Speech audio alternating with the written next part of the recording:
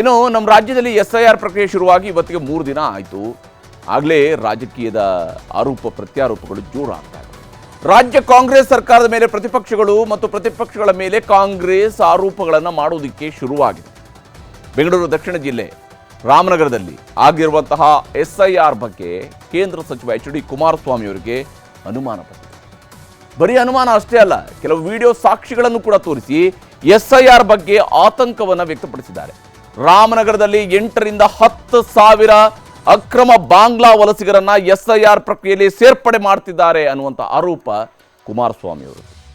ಕಲ್ಯಾಣ ಮಂಟಪದಲ್ಲಿ ಸಾವಿರಾರು ಜನರನ್ನು ಕರೆಸಿಕೊಂಡು SIR ಪ್ರಕ್ರಿಯೆ ಮಾಡ್ತಿರೋ ವಿಡಿಯೋವೊಂದನ್ನು ಕುಮಾರಸ್ವಾಮಿ ಅವರು ರಿಲೀಸ್ ಮಾಡಿದ್ದಾರೆ.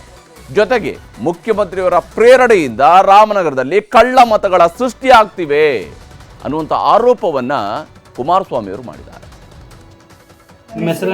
ಚೌಟ್ರಿಲ್ ಕೂತ್ಕೊಂಡು ಏನ್ ಮಾಡ್ತಾ ಇದ್ದಾರೆ, ಪ್ರತಿ ಮನೆಗೆ ಹೋಗಬೇಕಾದಂಥದ್ದು ಆ BLOಗಳ ಒಂದು ಕರ್ತವ್ಯ ಇರ್ತಕ್ಕಂಥದ್ದು. ಆದರೆ ಇವತ್ತು ರಾಮನಗರದಲ್ಲಿ ಒಂದು ಕೋಮಿಗೆ ಸಂಬಂಧಪಟ್ಟವರನ್ನ ಇವತ್ತು ಆ ಫೇಕ್ ಐಡಿಗಳು ಇರ್ತಕ್ಕಂಥವ್ರು ಬಹುಶಃ ಬಾಂಗ್ಲಾದೇಶದಿಂದ ಬಂದಂಥವರು ಬಹಳ ಜನ ಇದ್ದಾರಲ್ಲಿ. ಪಶ್ಚಿಮ ಬಂಗಾಳದಲ್ಲಿ ಆಗಿರತಕ್ಕಂಥ ರೀತಿಯಲ್ಲೇ ಇಲ್ಲೂ ಇವತ್ತು ಈ ಅಕ್ರಮ ಏನು ಮಾಡ್ಲಿಕ್ಕೆ ಹೊರಟಿದ್ದಾರೆ. ಇದನ್ನ ನಾನು ಕೇಂದ್ರದ ಚುನಾವಣಾ ಆಯುಕ್ತರಿಗೂ ಗಮನಕ್ಕೆ ತರ್ತೇನೆ. ಅದರ ಜೊತೆಗೆ ಕೇಂದ್ರ ಸರ್ಕಾರದ ಗೃಹ ಮಂತ್ರಿಗಳಿಗೂ ಈ ವಿಷಯವನ್ನ ನಾನು ತರಬೇಕು ಅಂತ ಇದ್ದೇನೆ. ಇನ್ನು ಚುನಾವಣಾ ಆಯೋಗದ ನಿಯಮದ ಪ್ರಕಾರ ಮನೆ ಮನೆಗೆ ಹೋಗಿ SIR ನಡೆಸಬೇಕೇ ಹೊರತು ಈ ಥರ ಗುಂಪಾಗಿ SIR ನಡೆಸೋದಕ್ಕೆ ಅವಕಾಶವೇ ಇಲ್ಲ. ಇದೇ ವಿಷಯವನ್ನ ಮುಖ್ಯಮಂತ್ರಿ DK ಶಿವಕುಮಾರ್ ಅವರು ಕೂಡ ಒತ್ತಿ ಹೇಳಿದ್ದಾರೆ.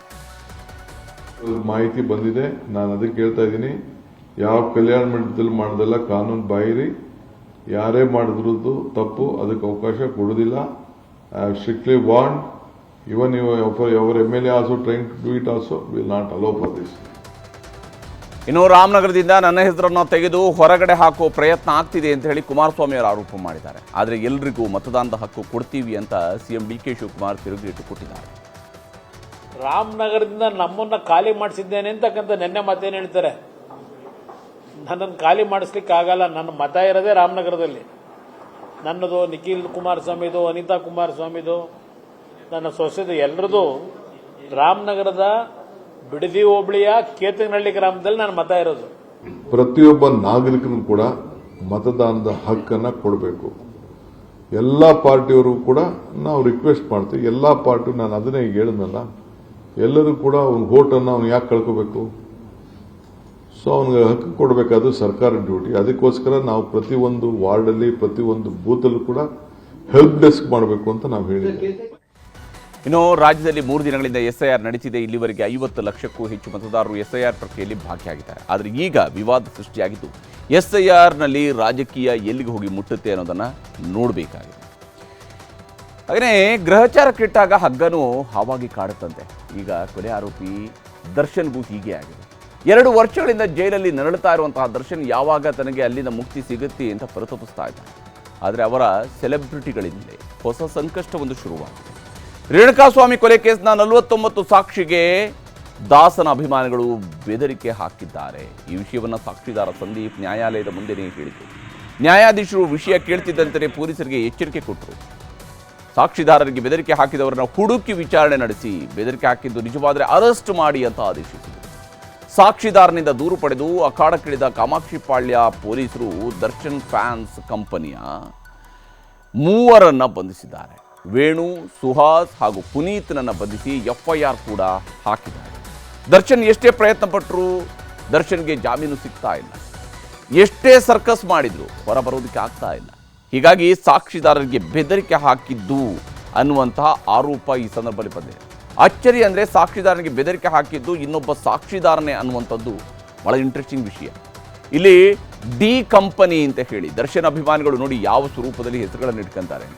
D ಕಂಪನಿ ಅಂತ ಹೇಳಿ ರೇಣುಕಾಸ್ವಾಮಿ ಹತ್ಯೆ ವೇಳೆ ಬಳಸಿದ್ದಂತಹ ಬಿಳಿ ಬಣ್ಣದ ಸ್ಕಾರ್ಪಿಯೋ ಮತ್ತು ಅದೇ ಕಾರ್ನ ಮಾಲೀಕ ಪುನೀತ್ನನ್ನ ಈ ಒಂದು ಪ್ರಕರಣಕ್ಕೆ ಸಂಬಂಧಪಟ್ಟಂತೆ ಸಾಕ್ಷಿದಾರನಾಗಿ ಮಾಡಲಾಗಿತ್ತು. ಸಾಕ್ಷಿದಾರ ಸಂದೀಪ್ಗೆ ಬೆದರಿಕೆ ಹಾಕೋದಿಕ್ಕೆ ಸಹಕಾರವನ್ನು ಕೊಟ್ಟಿದ್ದು ಇದೇ ಪುನೀತ್ ಅನ್ನುವಂಥದ್ದು ಈಗ ಗೊತ್ತಾಗಿದೆ.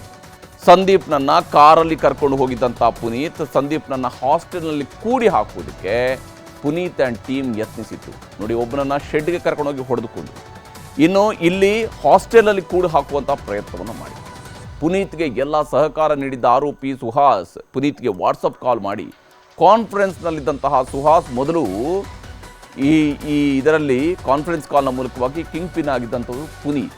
ಆತನನ್ನು ಈಗಾಗಲೇ ಬಂಧಿಸಲಾಗಿದೆ. ಇನ್ನು ಮೊದಲು ಕಾನ್ಫರೆನ್ಸ್ ಕಾಲ್ನ ಕಿಂಗ್ ಪಿನ್ ಆಗಿದ್ದಂಥವನು ಪುನೀತ್, ಆತನನ್ನು ಬಂಧಿಸಲಾಗಿದೆ. ಹಾಗೆಯೇ ಸುಹಾಸ್ ಮತ್ತು ವೇಣುವನ್ನು ಕೂಡ ಬಂಧಿಸಿದ್ದಾರೆ. ಇನ್ನೂ 4 ಈ ಪ್ರಕರಣದಲ್ಲಿದ್ದಾರೆ. ಅವ್ರಿಗಾಗಿ ಪೊಲೀಸರು ಹುಡುಕಾಟವನ್ನು ನಡೆಸ್ತಾ ಇದ್ದಾರೆ.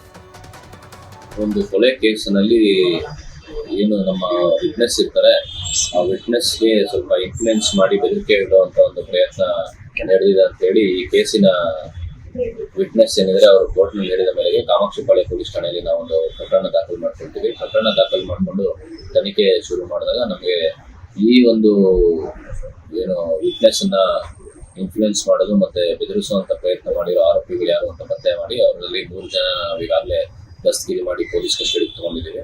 ಹೆಚ್ಚಿನ ವಿಚಾರಣೆ ನಡೀತಾ ಇದೆ.